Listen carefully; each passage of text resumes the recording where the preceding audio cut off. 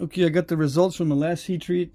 I turned this one up all the way to 450 on the dial here. 450. After increments, you know, I started out there and then went to there, then there, and you know, about 4 or 5 increments in between the full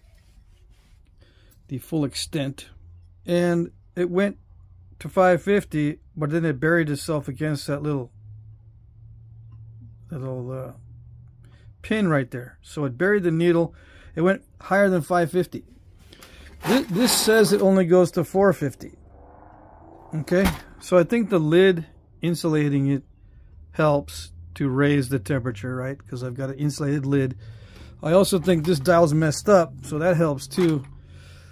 But I've got more of these temperature gauges on order. I've got actually 2 on order that go up to 900 or 800, so I can see exactly how hot it gets. And then I'm probably going to ruin this one by dissecting it, taking this out, and look to see what this dial actually looks like on the inside. Unless I can take it apart some other way. And then buy a new roaster and try to modify it, and then put the new temperature gauges in that one. And I'll put this one back together too, probably, and do the temperature gauge thing on this one too. And I'll figure out eventually how to convert these turkey roasters into kilns, basically. And then I'll write a little guide on heat treating after I do a bunch of heat treats. Because I still need to learn how to heat treat the store-bought agates, right?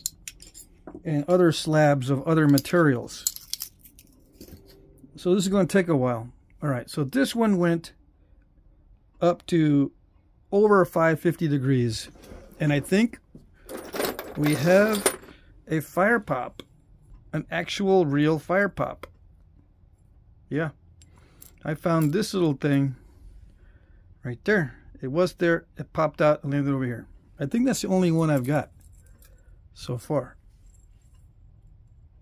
And this is nasty stuff. But this is all nasty stuff. Remember from the last video? Let's see. I'm going to be sampling this to see what I got.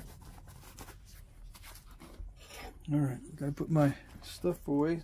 Chips are gonna be flying. I got a cup of coffee here. Alright, so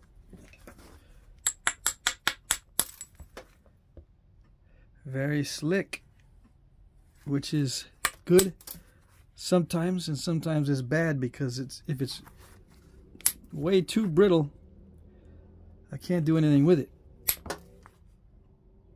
But it looks okay. Even with the fire pop, it may still be useful. It may not be ruined on the inside. But this is a lot more slick than before. Now I know a lot of you are going, when are you gonna do a Flintknapping video? When?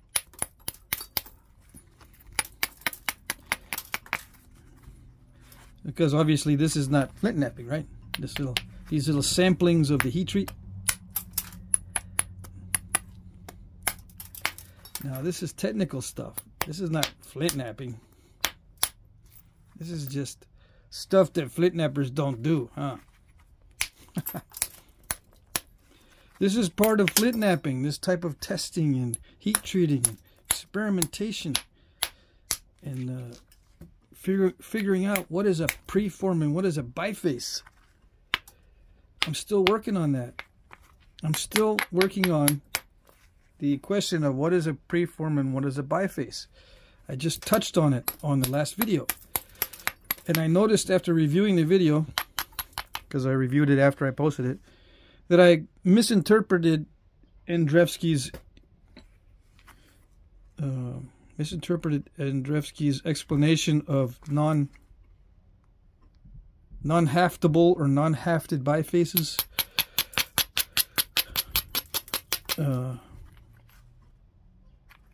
And his idea of a preform. I looked in his books and I can't find a reference to a definition of a preform in his book or his books. It might be in there, right? But I can't find the definition of preform. All I could find is what he referenced on page 77. In the back, there's an index, and I just look up the index preform. You know, it's alphabetical. I'll show you what I mean. It's this book that I'm talking about. There's in the back of the book. There's not references, but index or glossary. Right? No, it's not glossary. It should be index. Yeah, index. If you look up preform in the index, page 77. That's the only page he's got. I didn't even look at the glossary. Let's see what this says. Does it have preform as one of these terms in here? I probably should have looked, huh? Alright, it does. Let's see. The stage of production of a lithic tool just prior to reaching finished form. Just prior to reaching finished form. Stage of a production of a lithic tool just prior to reaching finished form. Okay, so that's his definition of preform. But wait a second. If it's just prior to finished form, it's going to have a hafting area on it. But he groups preforms in the non-hafted category. So, contradiction. I didn't think he would be capable of such contradictions. Yeah, sarcasm. But anyway, there is a contradiction there. If it's just prior to being finished, it should have a hafting area on it. Because a lot of artifacts have hafting areas. But he puts it in the category of non-hafted. Non-hafted artifacts. So that part is wrong, even according to his own definition. It's not, I mean, it's not wrong. It's a contradiction, which I guess you can say it's wrong, yeah. But in more precise, I guess, would be to say there's a contradiction there. Because there are some preforms that don't have a hafting area. Because they're preforms of something that's not going to be hafted. Right? So the definition in his glossary is a better definition of preform than to put it in the category with the non-hafted bifaces. So I'm still working on coming up with the definition or discussing the definition of preforms and bifaces. I go a step further and say that a preform does not exist outside of the manufacturing process. So if you got something like this and you're going to make a point out of it, you have it in mind what you're going to make out of it, and it starts to look like the thing you want to make, but then you decide to trade it and it goes to somebody else. It's no longer within the process. So it used to be a preform, but once you trade it out with somebody and it has an uncertain future, it's not a preform anymore. It has to have a certain future. You can trade it to your buddy who's going to make the same point that you are, and it's still within the manufacturing process because it is going to be what the original intent determined it to be, or is determining it to be. It's still going to be made into a certain point type. But if you trade it out to someone who may or may not use it as a preform for that specific type, then it no longer is a preform, even though it might look like one. So how do you determine all this stuff when you're finding these artifacts in sites? How do you know what a preform is, and how do you know what a biface is? Well, biface is pretty easy because all it needs to be is flaked on both sides. It's biface. Andrzejewski said it needs to be edged all the way around. Okay, well, I just say it needs to be flaked on both sides more than 60%. Anyway, that's how you The biface is easy. It's the preform that's difficult to identify. How do you know it's a preform? Well, the best way to know is to see what it looks like. Does it look unfinished, or does it look like something else that it might become? You have to look at it. Unfortunately, that's the only way really to identify it, is just by looking at it and say to yourself, well, it looks like it's going to be yada yada yada point type, so it looks like a preform. The only way to know for sure that it is if you find it together, a bunch of these together with the finished points, and they kind of look like the finished points, but they don't look finished, and you find them in a campsite all together. Yeah, then those are the preforms for that particular type. Pretty obvious.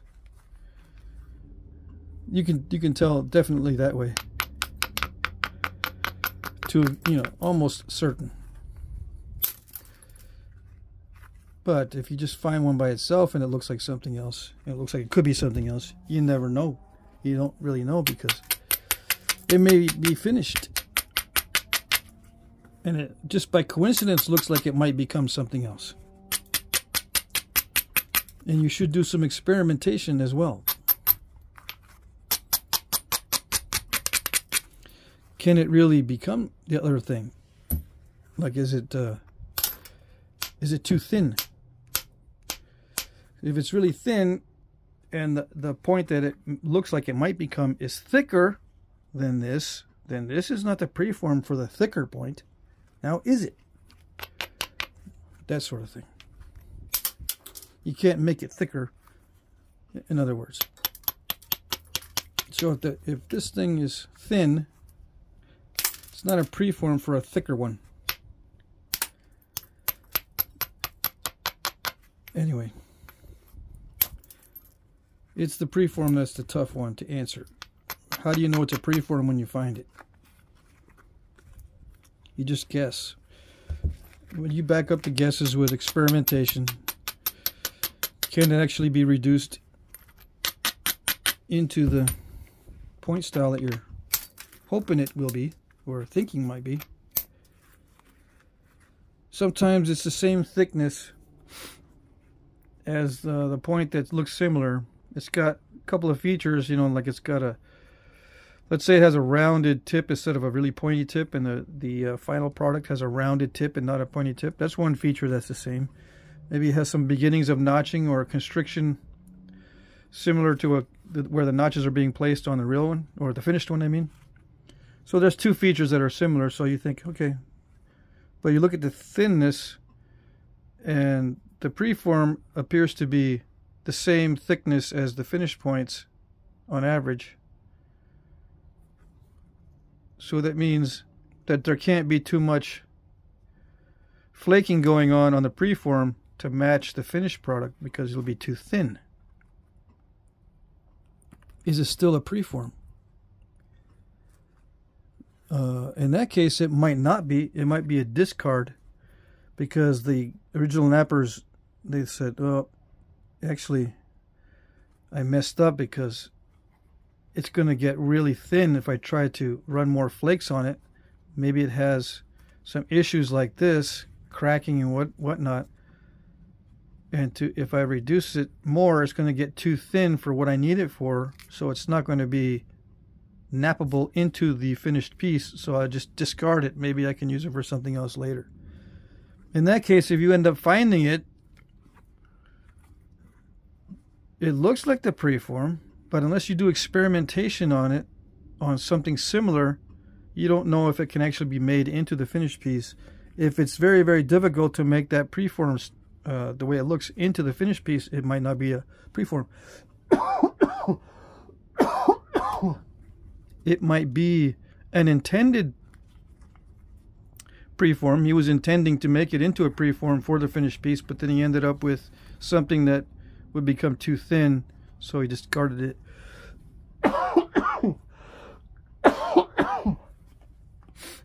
Right? So it was going to be a preform, but then it failed. And I don't think Andrzejewski goes into the failed preform concept. Right? It could have started out as being a preform, but then it failed. But it didn't get crushed and smashed when the guy threw it away. He just tossed it. But it still looks like a preform, so it might get classified as one incorrectly later.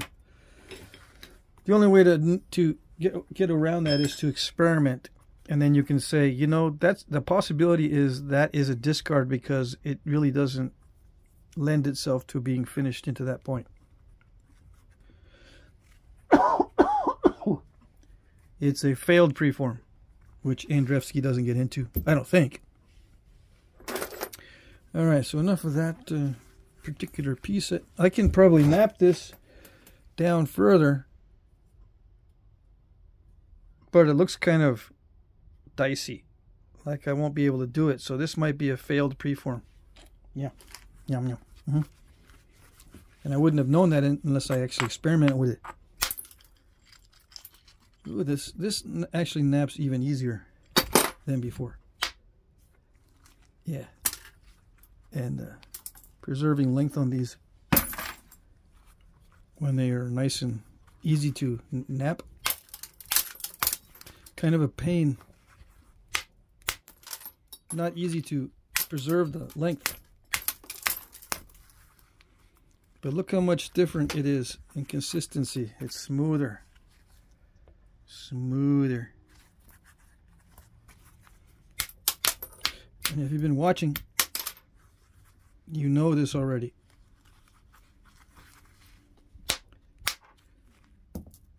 So let's see, for all us nerds, I'm gonna go 550 degrees plus. Works.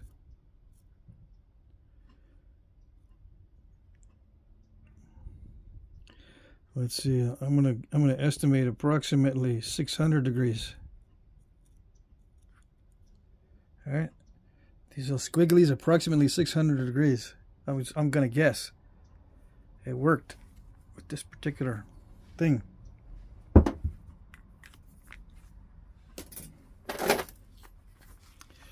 Let's see what this is. I was doing some reading today and wasting time when I should have been napping on video.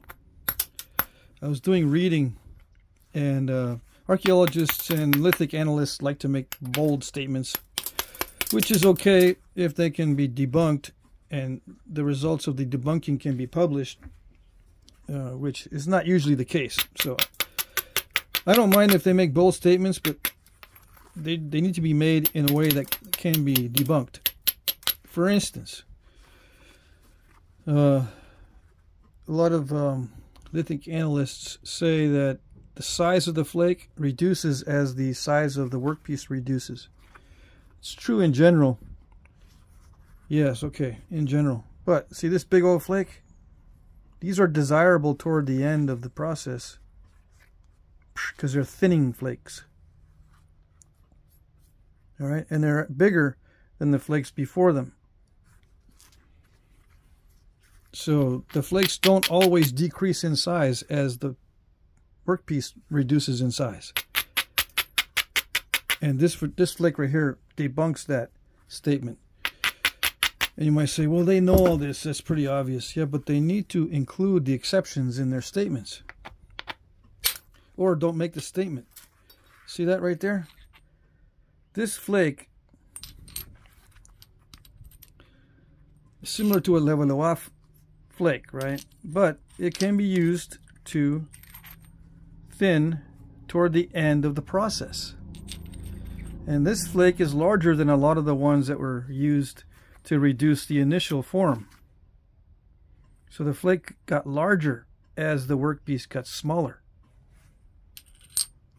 Okay, that's another example of modern day lithic analyst statements that are made probably because of a lack of experimentation. experimentation is one of the cornerstones of science. So if they make a statement like that, it's not science. Okay? All right. It is science, and if it gets tested, like I'm doing right now, I can make the statement that, yeah, the flakes get smaller as the workpiece gets smaller. But then on video, you'll see that some of the flakes don't get smaller as the biface gets smaller, and you'll call me out and you'll go, wait a second, these are big and this is getting smaller. This is bigger than the initial reduction flakes. And you'll be right, and that will be science. That's science. Identifying the exceptions and refining your hypotheses to get closer to the truth. Right? Right. Yes, maybe no, maybe no. Maybe we won't get closer to the truth that way. I don't know. All right, I'm going to do the squiggly approximately 600 degrees. Nice. Beautiful. Fantastic. Look how rough it is here. See how rough that is? And look how smooth it is. I get a kick out of this. I really do. You know, a lot of you guys, it's meh. This is what a lot of people think. There's a three-letter word for this. Meh. No big deal. Oh, it's a big deal. If you're a flint napper, that's a big deal. And if you're back in the day as a flint napper and you bring home a bunch of crud and then all of a sudden you can apply heat and magically transform it, you're amazing.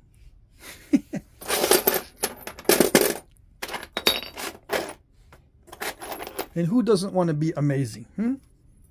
Who doesn't want to be? Fire must be magical. It transformed it.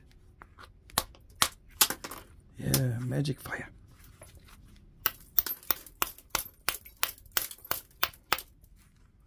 Some of you guys might be thinking, how can people take you seriously if you goof around so much?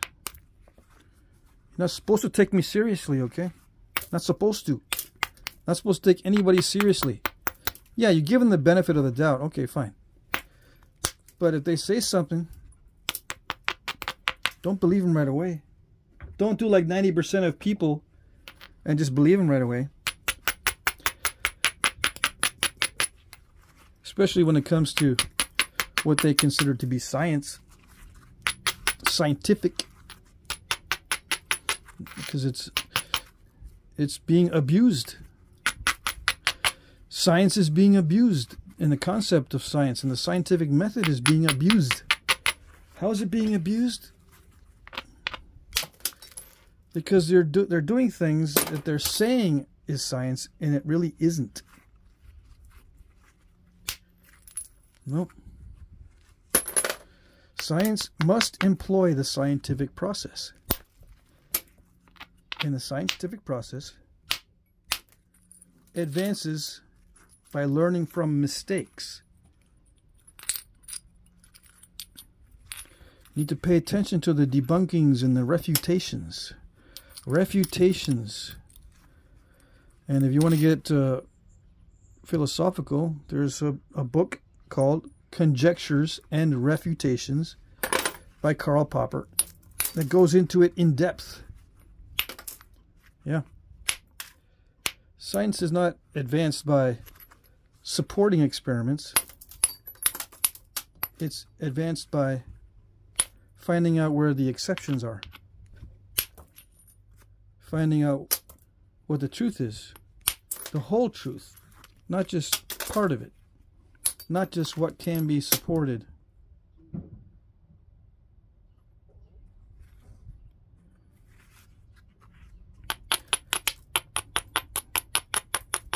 You can find evidence for things that are not actually true. It just looks like they are, some evidence is pretty weak, but it is evidence. And it can make something look true when it actually isn't. And it can also be used to fool you. Supporting evidence can be used to fool you because it looks like supporting evidence and it really isn't. Because there's some sleight of hand going on or other trickery or other things going on. You know what I mean? Yeah. Besides, if you're caught up in supporting evidence, just remember, no amount of supporting evidence can make something true. And thank Hume for that. H-U-M-E. Hume, the philosopher. No amount of supporting evidence can make something true. Why? Because you don't know if you've conducted all the necessary experiments or found all the evidence that's out there. There may be contrary evidence.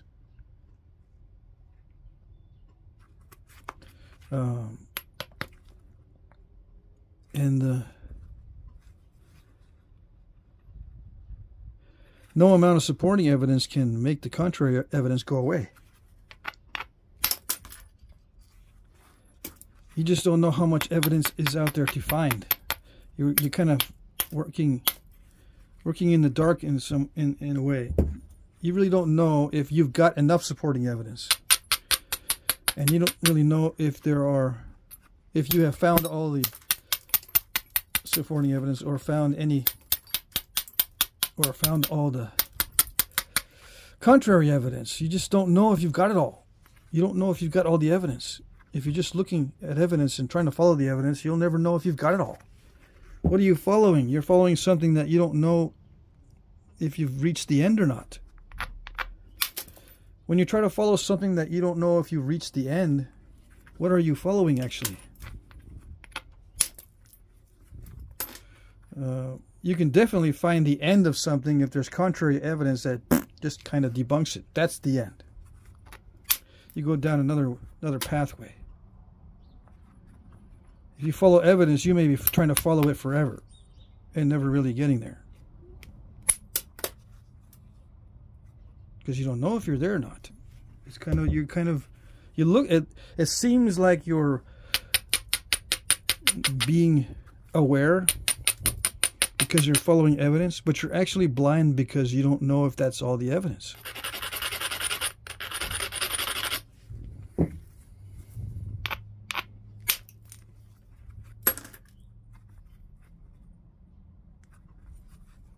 Does that mean you should not follow evidence? No, you can do it. But don't depend on it for the truth.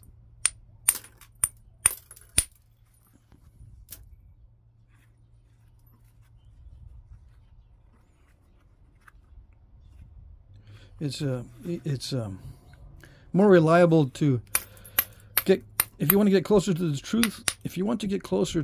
truth, it's more reliable to make a statement and then find out the exceptions so that you can steer clear of that particular pathway.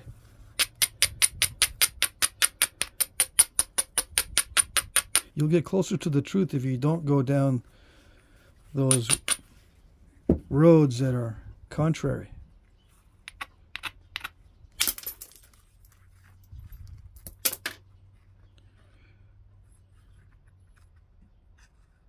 And authoritarians hate contrary evidence, so you can't trust an authoritarian to lead you because they don't like contrary evidence. So watch out for authoritarianism within science, so-called.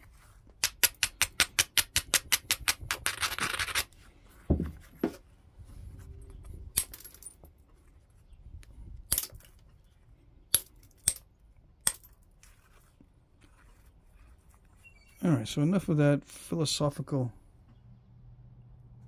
ranting. I can probably make a point out of this, but it's dicey. I don't see any major issues except that one crack right there. That is a major issue. But if I get past it, or if I get under it. This looks like there's no crack on this side. If I can manage to get under it, pop it out, I can make something, as long as this doesn't have an issue up here. Anyway, let's see. I gotta get going and knap the rest of these. Yeah, this got a lot slicker than last time, if I remember correctly. Oops, that's way too delicate. Way too delicate to be smacking on it with direct percussion. Yeah, you might be waiting for this one. I hesitate to hit this one. It's got a crack here. It's got a crack here. It's got a crack there. Although it probably doesn't go through all the way there.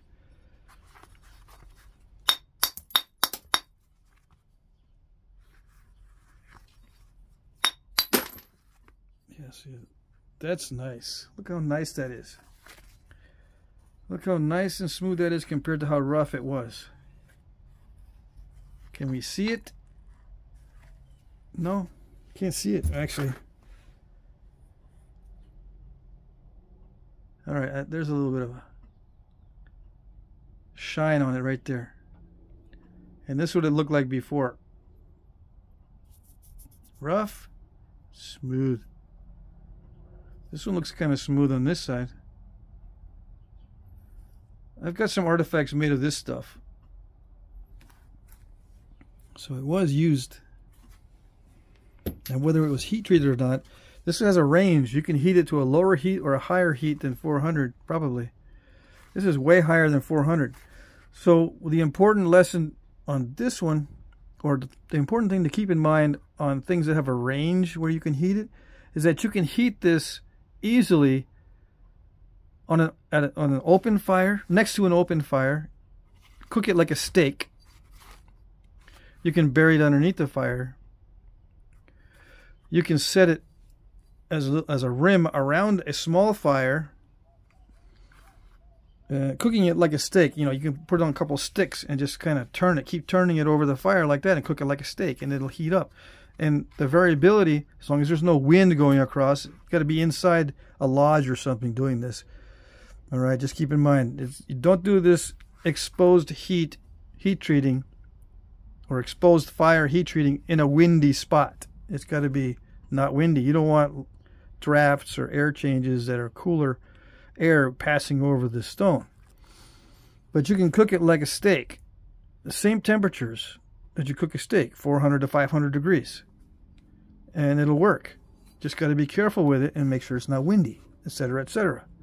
With something that has a range of heat treat temperatures. That's very useful to have access to that type of stone that has a range. Now, if it has a very small range, like some of these darker charts, they only heat at a smaller range and they're fire popping. If you go too high, those are not as valuable as a heat treat. You can't really cook it like a steak. Now, have I cooked rocks like a steak? Yeah, I have heat treated next to an open fire. I put a rim of flakes around an open fire, not very big, just a bed of coals with a little bit of fire going on top, because I keep adding wood to it so it'll stay hot. And it has worked.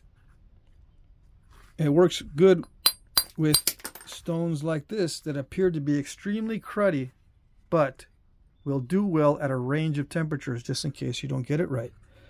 You don't have to be precise, in other words. You can do heat treating with a low-tech setup and still have good results if the stone you're using reacts well to a range of temperatures. Okay, it's a long explanation, I know, but it's important. It is important, especially when you're doing lithic analysis. Why did they choose to bring back cruddy stone like this from the quarry, you might say? The whole campsite might be filled with crud like this. Well, the crud obviously is used for something, or they wouldn't have brought it back, and maybe it's heat treated. And the stuff that is heat treated is gone because they used it.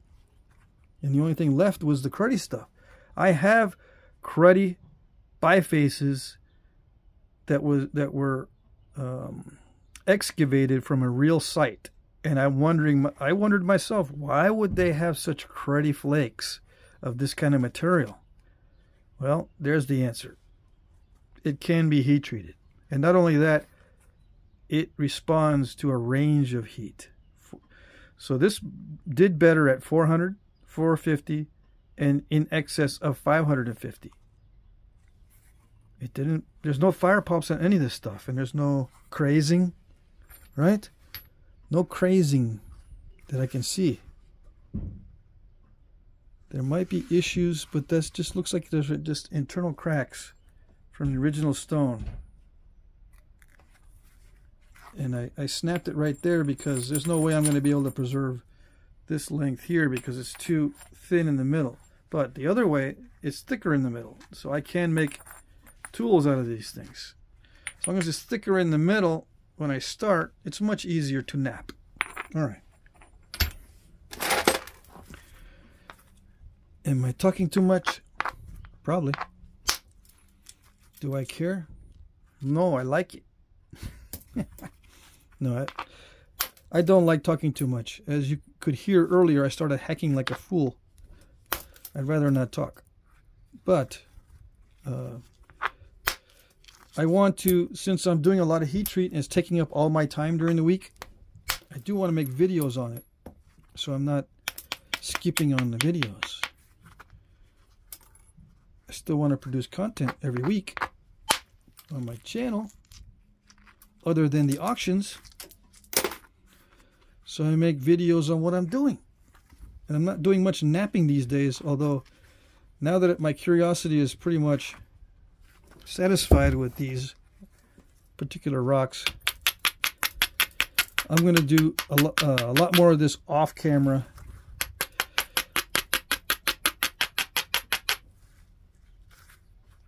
And wait until I have my materials for my experiments ready. My new temperature gauges and my new turkey roaster, all that good stuff. That naps so easily now. I can't do overshots this easily when it was real tough. And hopefully you guys remember how tough it was. Look how easily that overshot. The platform wasn't even that strong.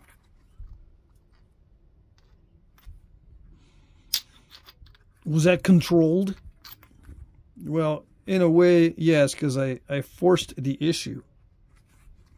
I wanted to see if it would do it. And it did it. It did it better than I thought it would do it. Look at the difference in texture. I keep saying that over and over again, but some people are not aware of what heat treat can do, or what it looks like, or what to look for in a site of artifacts, or even if there's any signs that they would have heat treated. What if you can't really tell the difference between the glossy texture? What if you can't tell the difference because there's no difference in glossy texture? That sort of thing. What else can you determine? What else can you use to determine the heat treat? One of the things is the ease of overshot, like I've been showing you over and over. The ease of overshot can be one thing that you use to say, aha, they might be heat treating this stuff. Because with experiments, the original raw material is a pain in the butt to nap. You can't really get a lot of results or turtleback elimination off the original stone. But you can after it's heat treated, because I experimented with it. Yeah. You wouldn't know that unless you were an experimental archaeologist. Well, you can figure it out, yeah, but the actual extent of your knowledge is going to be limited if you're limited to thought experiments.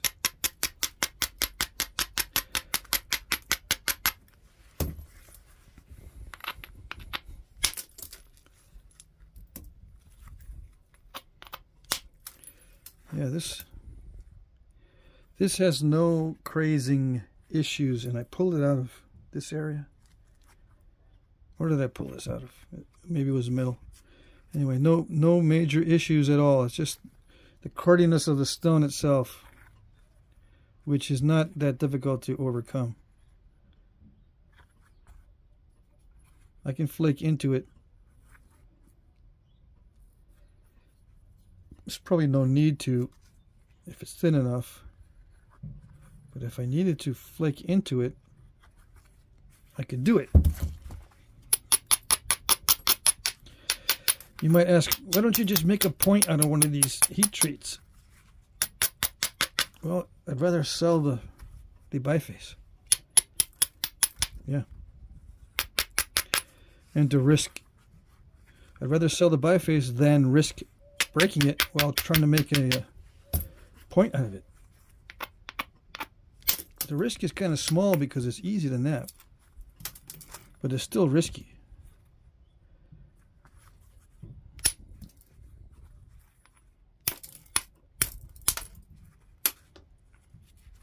I am going to see if I can flake into that area though. See how well it works.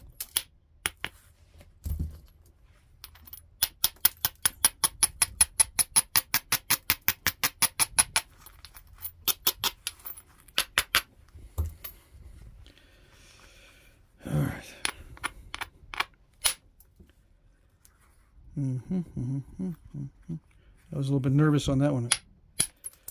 I had to hit it hard. I'm going to try to flake into that area somehow.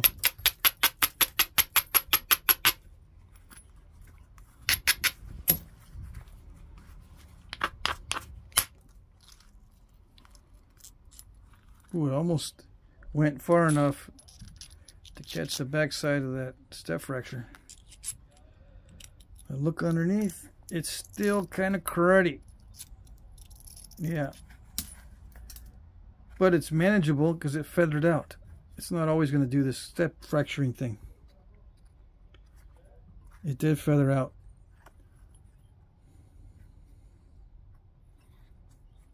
Yeah.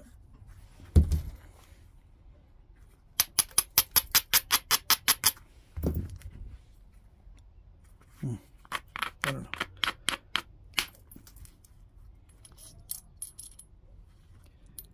It caught this step fracture, but not the next one. So yeah, it's just the nature of that lumpy area that stopped the flake. Otherwise it would have gone a little bit further. But yeah, I can flake into it. I'll just put that aside. Alright. So this dark stuff is the only stuff I haven't tested yet. Let's see.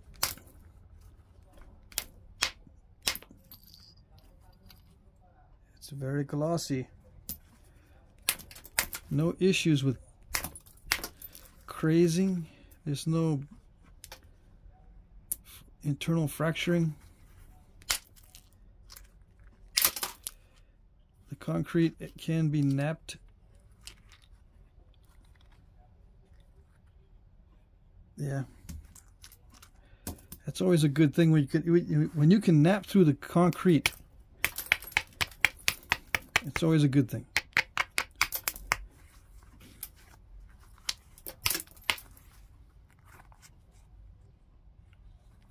Yeah, easier to nap through. Still not perfect, but it's easier.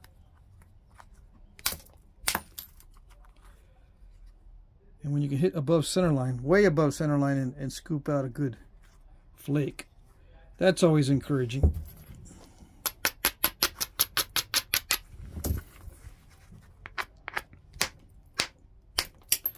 Because that's the best way to attack a turtleback. If you don't want to lose too much length, is you hit above center line. you hit above center line and achieve your anti-turtleback strike. I had to make sure I snuck up on that one because I needed just to barely hit the edge, just barely hit it. And if it's good material, that just barely hit spot can take off a good chunk. And it is good material. See how that eliminated a lot of that nasty stuff? Oh yes. Now this is an issue there. It wanted to dive in. One of the issues with heat treat is the diving flakes. You don't want the diving flakes. You gotta be careful not to put too much inward force in your strikes. You go more downward with heat treat than you would normally, I think. That would be my advice. Although I did hit inward pretty much for that one. It wasn't too bad. It didn't dive too badly. It did a little bit. As long as it gets close enough to the other edge where you can remove it, it's not going to be too much of a problem. Theoretically.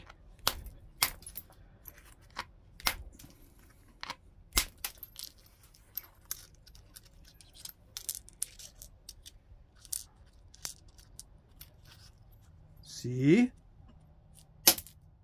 Heat treat. Without heat treat, you're not going to be on easy street. Yeah. Heat treat is easy street. Yeah.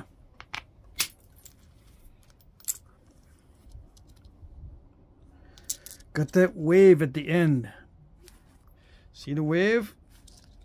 Got that wave at the end. That's very cool. That might be another indication that they used heat treat on a site. If you got the end wave. Is that a thing? I don't know. I've never seen it discussed. Not that it wasn't discussed. I just hadn't seen it. So I don't know. I don't know if it's a thing. I don't know if the end wave is a thing in archaeological texts. And I've read a bunch, and I haven't seen it discussed. Although, you've seen it on this channel, right before your eyes. Ooh, that's such a nice consistency. Yep, that's so nice. You can't see, but it's glossy. It went from dull, sandy, to glossy. Don't ask me what happens, because I don't know. I have read stuff on heat treating, and I think it does go down to the molecular level. I'm not sure if the crystal structure changes. Like, I don't know if it shatters all the crystal structure or if it bonds things together. I have a feeling that it's bonding molecules together and not shattering them apart. The heat. I think the heat is causing bonding between molecules, and I think some water molecules are involved with the bonding as well. And the bonding creates a more consistent material, so it's easier to flake because, you know, the waves pass through consistent material that's bonded together more easily, right? So if it's fractured, the waves don't propagate because there's gaps between. But if it's bonded, the wave can propagate through the material. In this case, it's the fracture wave can propagate through the material if it's bonded well. And adding heat makes sense with the phenomenon of bonding.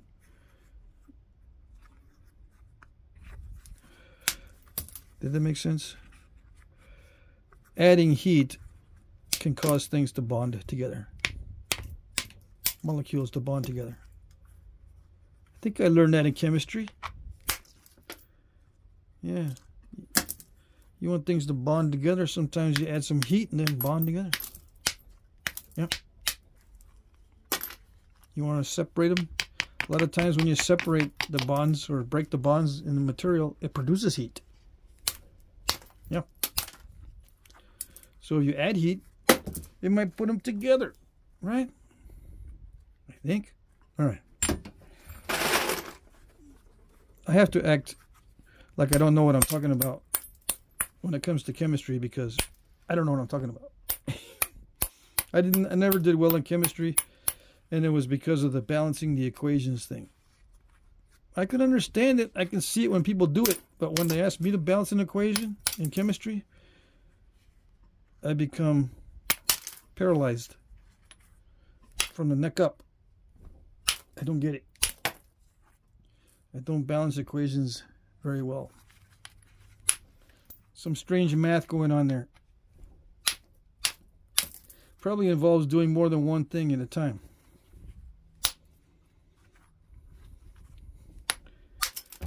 Oops, I'm not good at multitasking in most cases. Unless I've trained my subconscious to take over a little bit of the thing. Yeah, that one broke. Where there was a defect. That's my story.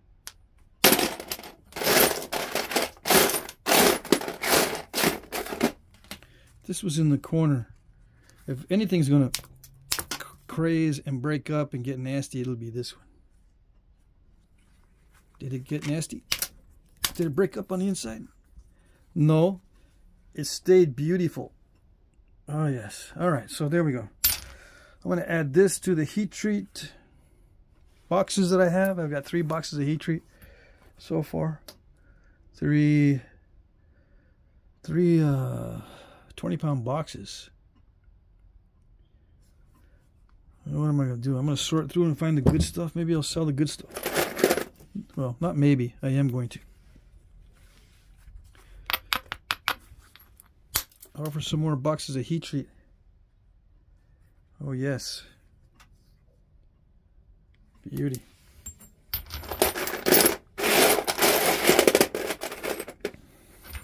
There you are.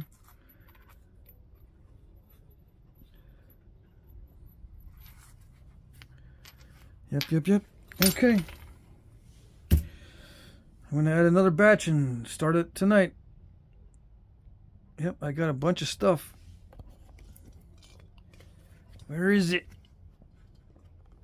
Let's see. I don't want any weird addresses showing up. I got that. I got a heat treat, a bunch of nice flakes, and I got the whole blue bucket back there full of heat treat, full of stuff that needs to be heat treated. This is all trash. Okay, so I got that bucket and this. That's like 80 pounds, so that's like 4 more of these turkey roasters full of stuff that I'm going to be doing this week.